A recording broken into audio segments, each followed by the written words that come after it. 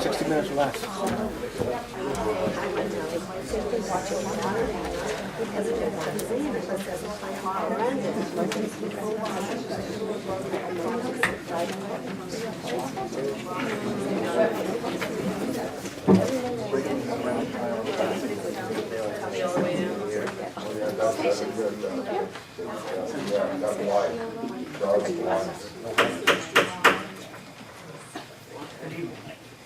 I guess you're all here for the gift certificates at Capitol Grill, correct? Welcome to our meeting at the Falls City Council, Monday, March 10th at 6:03 p.m. Will the clerk please call the roll? Councilman Bob Perry, Present. Councilman Hugo Figueroa, Present. Councilwoman Stephanie Gonzalez, Present. Councilwoman Patty Johnson, Present. Councilwoman Shelby Maldonado, Present. Councilwoman Ann Recker, Present. Councilwoman Kiyoshi Sino-Seco. Present. We have quorum. Thank you. Will everyone please rise for the Pledge of Allegiance? Allegiance to the flag of the United States of America and to the republic for which it stands, one nation, under God, indivisible, with liberty and justice for all.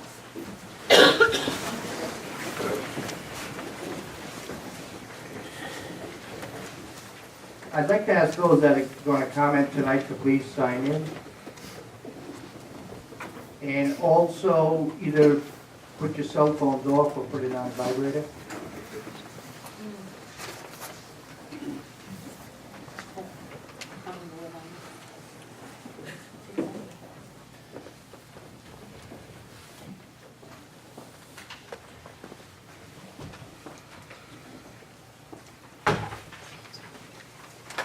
Madam Clerk, please call the next item. Celebrating Women's History Month, the City Council honors women in Central Falls. Thank you. With that, I'm going to turn the microphone over to Stephanie. Good evening, everyone. So in light of March being Women's History Month and March 8th being International Women's Month, International Women's Day, I proposed to the City Council in February that we take this opportunity to honor women in our community that we admire highly. So I'm going to ask Ms. Edna Poulin, Ms. Nancy Vasquez, Ms. Simone Barzakowski, Ms. Adriana Perez, and Senator Elizabeth Crowley to please join me here.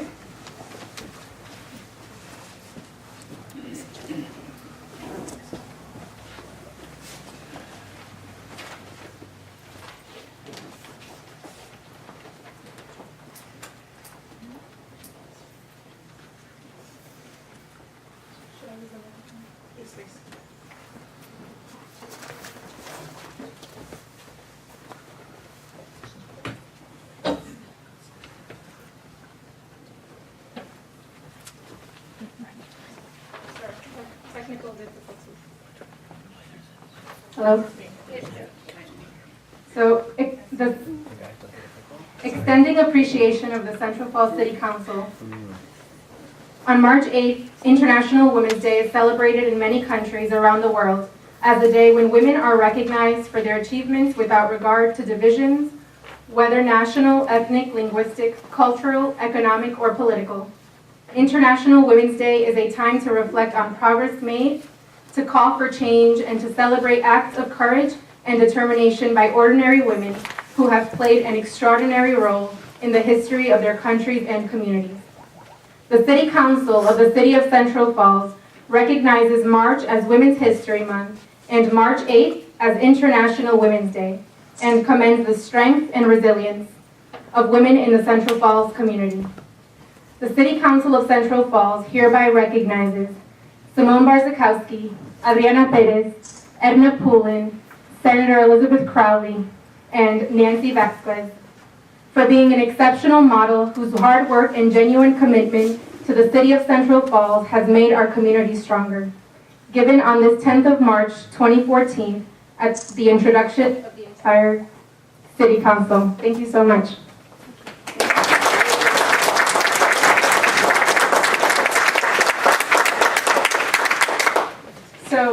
5 of the city councilors selected these women on purpose, and so I'd like to say that I want to honor Ms. Edna Poulin because before this council was a majority women, there were women pioneering and paving the way for us to be able to sit at the table today, and I really appreciate your leadership, and I really appreciate you being a constant voice of encouragement for the city.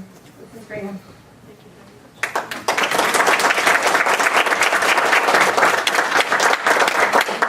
I'll pass the microphone over to Councilman Hugo Figueroa. You can still say some words. I thought I was going to say she's not here, but I still have to say something. Yeah, I would like to thank to each of these women, and I know how important women are in the world, right? Don't say no, it's not going to get in trouble. I would like to thank my name to each of you for the beautiful job you are doing in our city. And I nominate, I elect Nancy because I know how hard she worked at the schools. She started the PTSO at the high school with us. There were 3 or 4 of us before, and now she's volunteer parent at the Calcott Middle School, and she's doing a tremendous job helping the students, teachers, and administration at EHS school. And I would like to thank all of you. Thanks.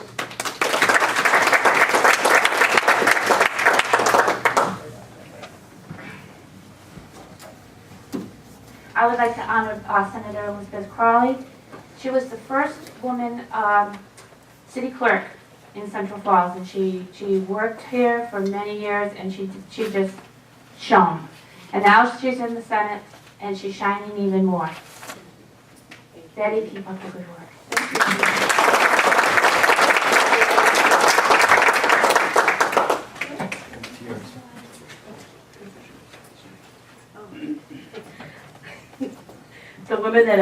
The woman that I chose to honor is Adriana Perez. I'm celebrating her because she's a woman who's grown up in our city, and she has a love for what she calls our little city. For those who don't know her or what she's done, because she sort of stays out of the spotlight and behind the scenes, she's done a lot with the youth in our city, including teaching Colombian dance and passing on her heritage. I would also like to say that I serve with her as a member of the Central Falls Lions, and as the treasurer, she keeps us in line, and I would like to say that she really is my shero. Recently, she was promoted. She's to staff sergeant. So she's 13 years and also served in Iraq as a member of the Army. So for that, I'd like to honor her. Thank you very much.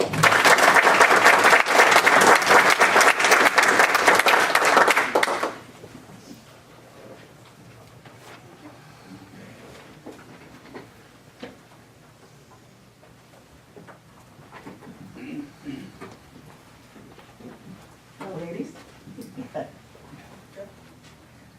I would like to honor Mrs. Simone Bazakowski. Mrs. Bazakowski and her husband Jerry, of 44 years, moved their family to Central Falls 40 years ago. She has 2 children, Deborah Bazakowski Garvin of New Hampshire and Central Falls Police Major Daniel Bazakowski. She has 6 grandchildren and a great-grandchild. When Mrs. Bazakowski's children entered school, she enrolled them in St. Matthew's here in Central Falls. To offset the cost of that tuition, she took on a job as a bus monitor and a lunch aide at the school. In later years, Mrs. Bazakowski became a foster parent and cared for over 50 children over the span of 11 years. During her children's school years, her home became a hub for neighborhood kids and later on for Danny's Central Falls High School wrestling teammates. Over the years, Mrs. Bazakowski continued to show support for many of the youth in our community, and she always fed everyone. She still does. She has fed most of us at one time or another. She continues to be well known and well respected in the community. People reach out to her when they're in need, and she is always there to support. Over the years, she has actively volunteered and participated in a wide range of community events and programs. For example, many years ago, Mrs. Bazakowski formed a Crime Stoppers group holding the meetings out of her home. She helped to organize bike ID events at Jenks Park. At Christmas, she began adopting families from our community who were in need. She started with 8 families, and it has morphed into what we now know as the Central Falls Holiday Express. Mrs. Bozakowski is a dedicated wife and mother. She serves children. She devotes her time and efforts to her community. Mrs. Bozakowski is the type of woman I personally aspire to be, and the type of woman we can all learn something from.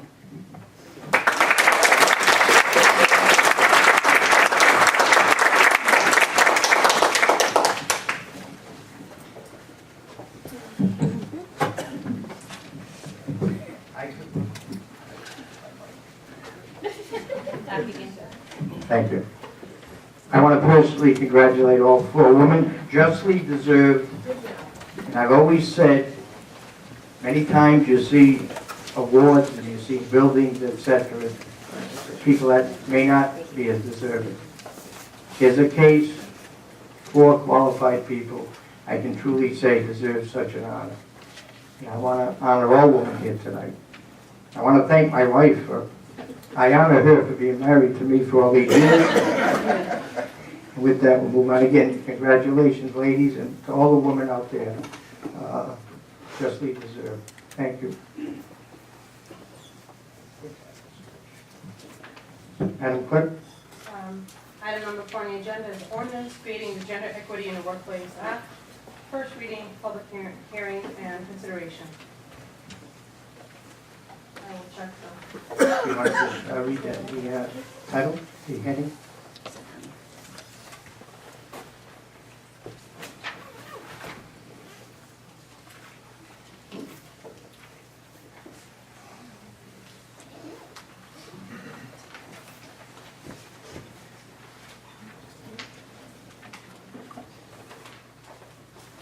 Be it ordained that the City of Central Falls amends Chapter 12, Article 1 of the revised ordinances, City of Central Falls, Rhode Island, by adding Section 12-5, the Gender Equity in the Workplace Act, which reads as follows.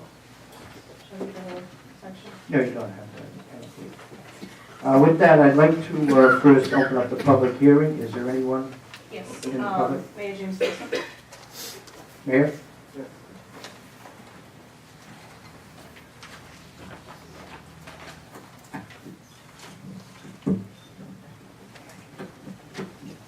Good evening, Mr. President, members of the City Council, Madam Clerk. First want to recognize the extraordinary women in our community. Thank you for making Central Falls what it is today because of your hard work.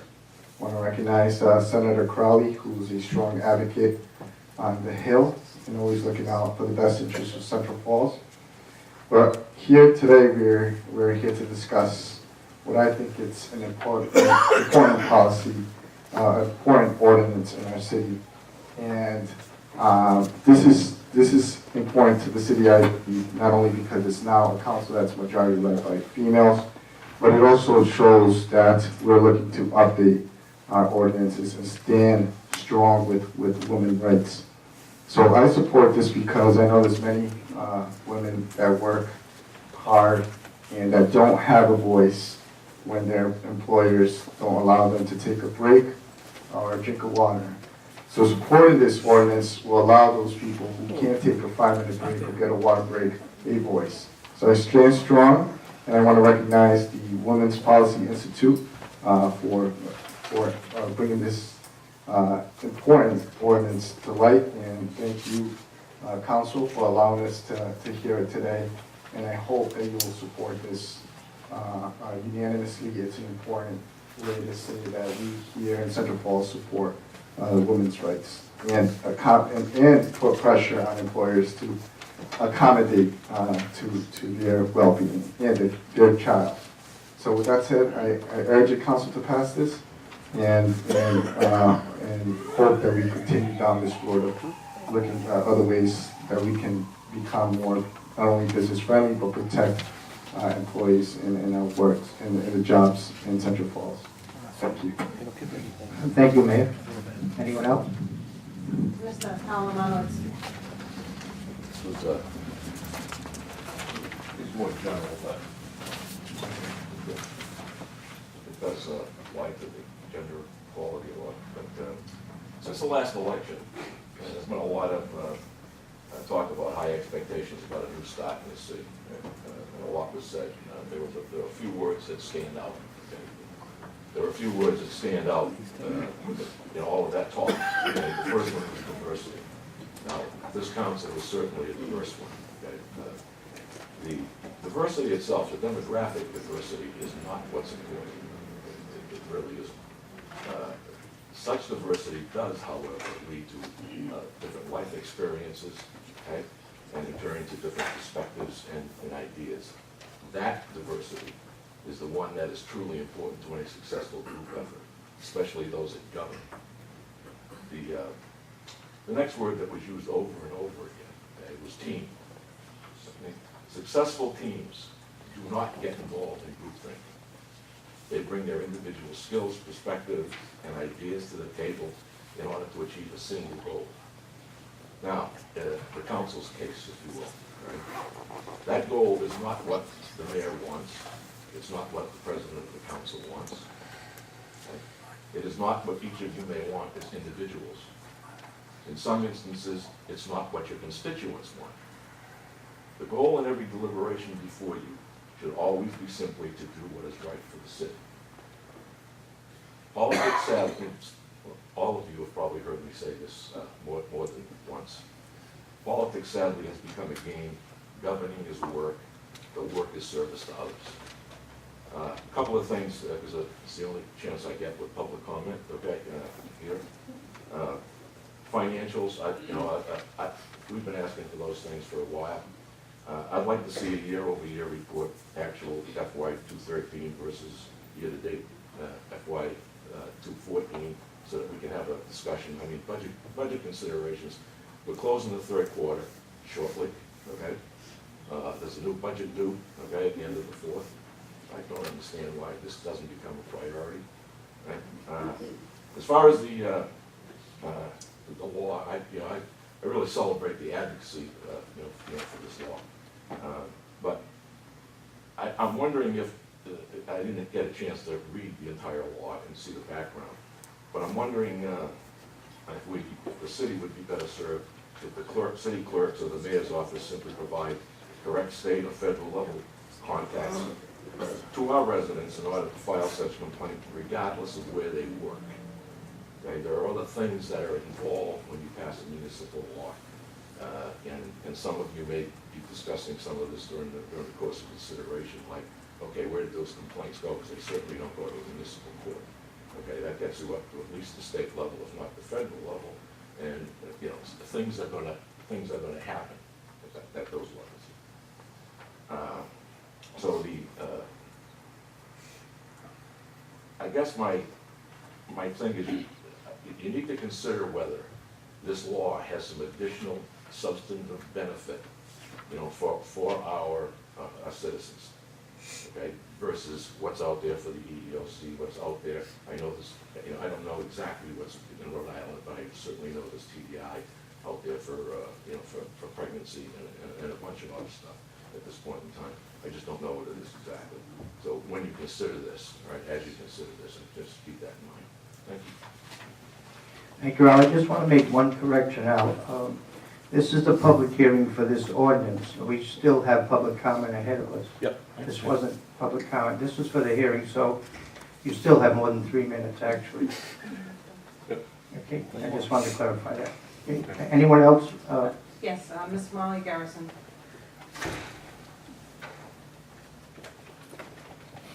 This is loud. I'm a little bit taller. Good evening. Thank you for having me. Mr. President, members of the City Council, City Clerk, I'm pleased to stand before you today as a volunteer. I live in Pawtucket, and today I'm a volunteer and I'm a volunteer advocate. Central Falls is a leader already based upon the gender equity that we see here at the table, and it's an honor to stand before an elected group of people that looks just like this, so it's really my honor to do that. And I was going to say, one may ask, is this ordinance really necessary? And the gentleman who preceded me asked that very question. So I'd like to take this opportunity to share a story that may bring to life why this really does matter and it is necessary. So I had the great pleasure of sitting in a living room on a couch next to a woman who is a Central Falls resident. And during her pregnancy, this Central Falls woman, who wishes to remain anonymous, worked full-time as a retail sales associate. And throughout her pregnancy, her boss reprimanded her for using the bathroom with increased frequency. The boss ridiculed her for stretching to find a comfortable standing position, would not allow her to drink water or sit on the sales force floor. And in addition, she withstood some other discriminatory remarks about her condition. And nevertheless, she stayed at her job until her due date. And when asked when she didn't leave or file a complaint, she replied, "I have responsibilities, and a job is not easy to come by these days. I need my job." And I think that that reflects the concerns of a lot of women who are working to stay in their job in order to provide the economic security that is necessary for them as they bring a child into this world. So I advocate today for the passage of this ordinance in order to promote healthy economic security for families in Central Falls. It's in the best interest of the family, and it also saves taxpayers money. Families who are able to stay in the workforce and maintain their level of income rely much less frequently on public service and public assistance. And it's also just the right thing to do. Thank you so much for your time. Thank you, Molly. Mr. Maurice Rousseau.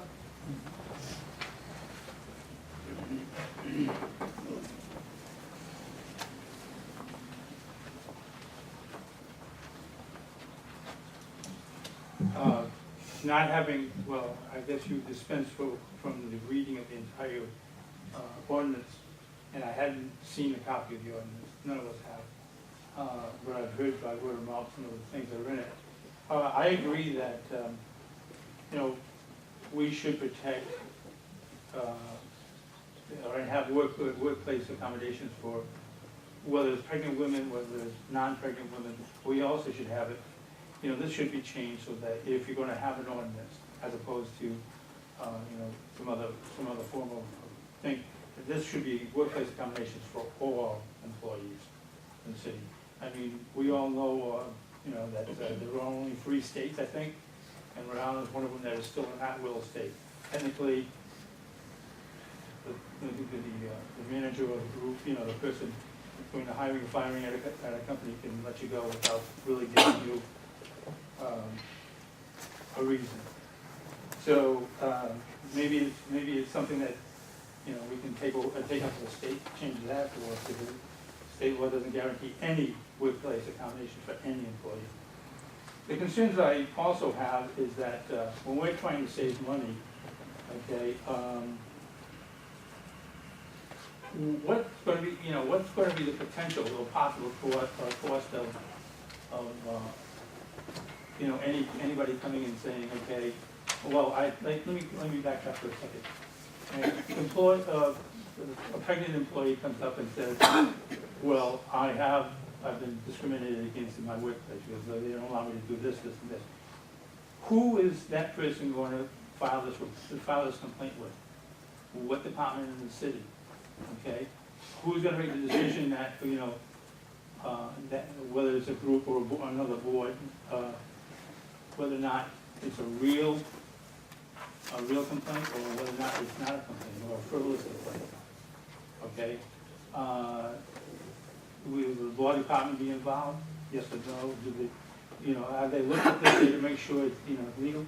I personally think that and for those who know me, who've known me for the past few years, I had, well, I probably still do have it, but my problem, okay, and I also had discrimination against it, was obesity.